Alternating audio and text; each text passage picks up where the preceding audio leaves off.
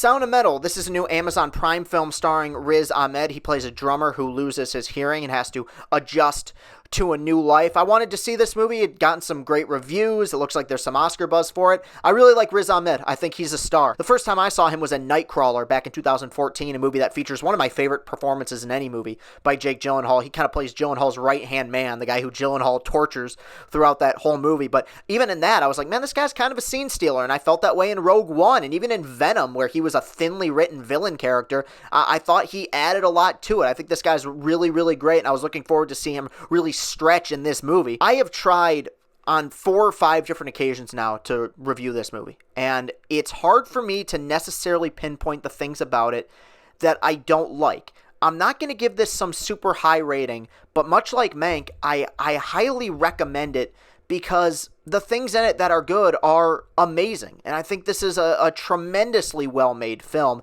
There are just a couple things that really prevented me from really going over the top and declaring this one of the best movies of the year, but I do recommend Sound of Metal. The positives I have for this movie are the positives everyone else is going to have. These performances are spectacular. Riz Ahmed will get nominated for Best Actor. I don't know if he'll win. In fact, he probably won't, but he's sensational. At the beginning of the film, his character is not particularly likable at all. In fact, he's kind of a jerk to his girlfriend. He's a jerk to the people at this compound who are just trying to help him, but that actually made the journey a little bit more interesting. And a big reason for that is because Riz Ahmed gives a tremendous performance. Olivia Cooke, who plays his girlfriend, is wonderful as well. She's not in it a ton, but geez, in every scene she's crying, so she'll probably get nominated for something. She's wonderful in this. Movie is really well directed, and it's written and directed by the man who wrote The Place Beyond the Pines, which is an excellent film from 2013 starring Ryan Gosling. This is his first feature film, but it's obvious with his screenplays and now with his films that they all have a real sense of authenticity to them. They all feel very raw and gritty. These worlds feel lived in. It was like that with Place Beyond the Pines, and it's like that here. I'm willing to bet that a large majority of the deaf people in this movie are real deaf people. I think they went out of their way to make sure that this thing felt authentic, and it made the movie more genuine, in my opinion, and it made it a better film. There's a lot of creative decisions in this movie that I found excellent, mainly that as Riz Ahmed is learning sign language, you kind of do as well. What I mean by that is at the beginning, when he's just starting out in this compound, there are no subtitles. And you are on this journey with Riz Ahmed's character. Now, as the film goes along, you start to see those subtitles, and it's like you are learning this language as he is. I found that to be a very clever, interesting directorial decision. I loved how this movie portrayed disability. It wasn't overly sympathetic. It was the word I keep going back to is it was genuine. It was authentic. It felt real. And I think that hearing disabilities is something in society that, much like many other things, probably gets overlooked. We just assume, hey, these people have sign language, that's kind of their world and they're living in it.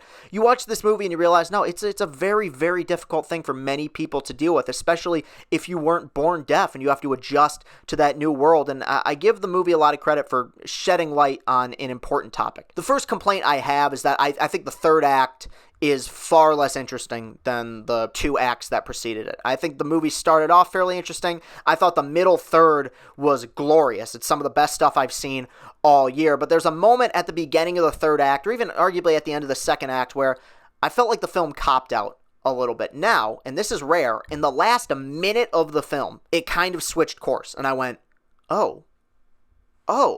And it did win me back a little bit, but with that said, I think it kind of started to go off the rails in the last 25, 30 minutes or so. Movie runs a bit slow, and it runs a little bit long for 2 hours. It moves at a very methodical pace. It's intentionally slowly paced, and I understand that, but it started to bore me at points, especially in that third act, and I gotta mark it down for that. But the biggest complaint I have for this movie, and again, it's a complaint a lot of people probably won't have, I just found the film really, really depressing and sad, and probably not a film that I will watch again. And that is so rare for me. There's movies that people find so horribly disturbing that just go through me like fast food. Like nothing. Like I've seen Seven multiple times. I remember when people saw Joker and said that, oh my God, this is one of the darkest, deepest, most disturbing Hollywood films of all time. I saw it twice in theaters. I was just like, oh, ho-hum. Yeah, okay, that's a great movie. I love that movie. But it didn't really disturb me. This I found very, very depressing. And in a way, that is almost a compliment to the movie, because having to deal with hearing loss, it is a depressing thing. But I have to mark the movie down a point or two just because Unlike some previous films I've seen this year, like Trial of Chicago 7, which was also a movie that had some heavy subject matter, I watched that movie twice, and I'll probably watch it several more times over the next couple years. I don't know if I can watch this again. As well made as it is, I just found the whole thing very, very sad. And if that's what the director was going for, then they achieved their goals. And I am recommending this movie. That is why I'm recommending this movie. But this movie is about so much more than just disability. It is a film about broken people, about mental illness, about people who are suicidal, and maybe it's just a product of its time, but that's kind of just not a movie I wanted to watch right now. But with that said, remarkably well made. I do recommend it. There's going to be a lot of people who are going to enjoy this movie more than I did, and I completely understand why. Maybe over time I'll love it more, but for the time being, I give Sound of Metal an 8 out of 10. Highly recommend for the performances and the direction. Just don't expect to come out of it feeling even remotely happy, because it is not a very uplifting film. I found it quite depressing. So that'll do it for this review. You can follow me on Twitter at Castellani2014. Hit that like button, hit that subscribe button. Let's get those watch hours up. Thank you very much for watching, everybody. Peace and happiness.